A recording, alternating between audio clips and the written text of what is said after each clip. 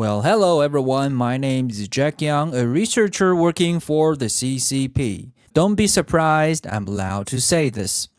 So recently, the feminists in China just coined a new term, the geezer gazers. Well, it refers to movies loved by old, boring guys. Basically, all the movies that are toxic and male centric. It's a response to the whole chick flick thing. Well, if you don't know what a chick flick is a term invented by Western male movie producers to describe movies about love, romance, and of course, girl power. It's often used to put down movies that focus on women's stories, like their growth and their love and their struggle in the working place, while making them sound all light, fluffy, and kind of superficial. So that is the point of chick flick, right? It's a demeaning tone. It's a negative word.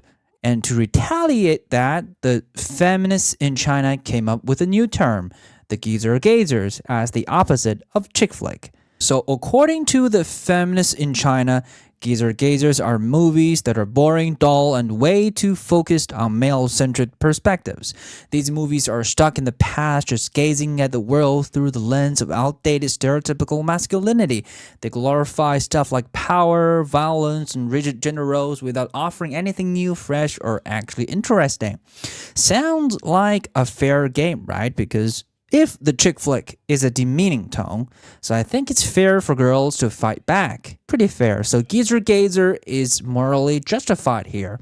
But here is the problem. The term geezer gazer is so broad that the feminists in China are basically victimizing nearly every cinematic classic, China and abroad. Almost every Oscar winner or blockbuster is labeled as toxic and problematic and phallocentric. So this sounds like to me a feminist version of Cultural Revolution. Well, you know, I'm familiar with our history and this is so familiar.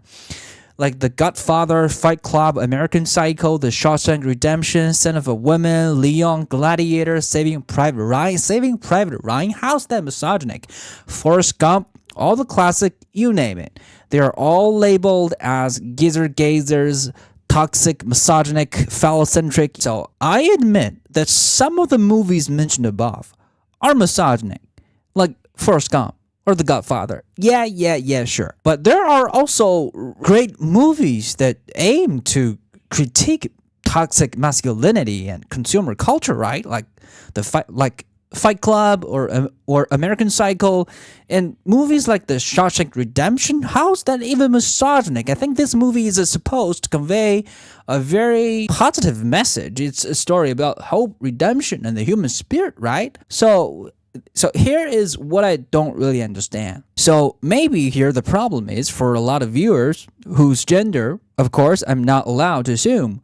These nuanced and subtle messages like hope, human spirit, just get completely lost because of their inability to appreciate art. Perhaps some really good movies are misunderstood and embraced as symbols of male angst or power fantasies. This is what happens when a smaller, less informed group takes hold of a just cause and runs with it. And this really reminds me of something. Remind me of something in our own history, in China's history, the Cultural Revolution.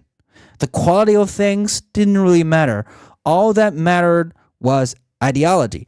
So, for example, we all know Mozart, right? We all know that Mozart and Beethoven, they were brilliant composers, right? You know what we call them in the 1960s? Reactionary feudal class musicians. So this is exactly what's happening in 2024 in China and in the West. A good movie, a good book is no longer determined by its quality, but by its ideological content. If it has a good ideological label, you're good. If it doesn't, you're fucked. If you're feminist, you're good. If you're masculine, you're fucked. So this is the problem, you know? And that's why I'm all for feminism, but not for feminism.